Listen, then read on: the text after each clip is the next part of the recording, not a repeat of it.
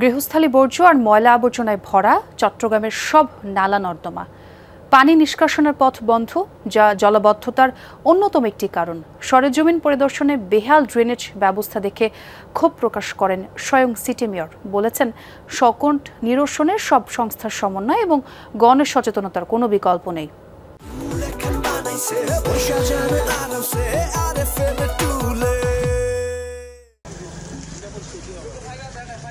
বন্দরনগরীর প্রায় সব নালা নর্দমার চিত্র এমন।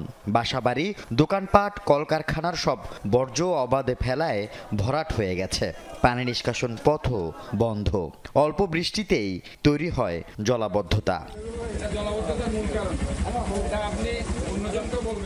চকবাজার, কাতালগঞ্জ, বাদুরতলা সহ বিভিন্ন এলাকায় সরেজমিনে গিয়ে নালা নর্দমার বেহাল দশা দেখে ক্ষোভ প্রকাশ করেন সিটি মেয়র। প্লাস্টিক ময়লা এখানে ফেলো, তাহলে তোমাদের কিন্তু আমি এখানে বন্ধ করব। সংকট নিরসনে ড্রেন ও খালে আবর্জনা না ফেলার অভ্যাস তথা গণসচেতনতা তৈরি এবং ড্রেনেজ ব্যবস্থার উন্নয়নে অন্যান্য সংস্থাগুলোর সমন্বয় জরুরি বলে মনে করেন তিনি। ইনস্ট্রাকশন দেওয়া হয়েছে, তারপরেও যদি তারা এই ধরনের বর্ষাকালে এইসব কাজ করে জনদুর্ভোগ করে, অবশ্যই তাদের ব্যাপারে কিন্তু আমি কড়া ইনস্ট্রাকশন আমি দেওয়ার পর যদি না হয় আমি অন্য ব্যবস্থা নেব। শুধু নালা নর্দমা নয়, অবাধে ময়লা আবর্জনা ফেলায় চট্টগ্রামে অনেক খালের অস্তিত্বও প্রায় বিলীন। আমরা যতক্ষণ পর্যন্ত সচেতন না হবো, ততক্ষণ পর্যন্ত নগর পিতা যত কাজই করুক না কেন কোনো সুফল আসবে না। পানি জমতে আসে, আসল কথা কি বিভিন্ন জায়গার মধ্যে নালা টালা এগুলো জাম থাকার কারণে আমরা দেখতে আসি যে কাজগুলো ইনশাল্লাহ হচ্ছে।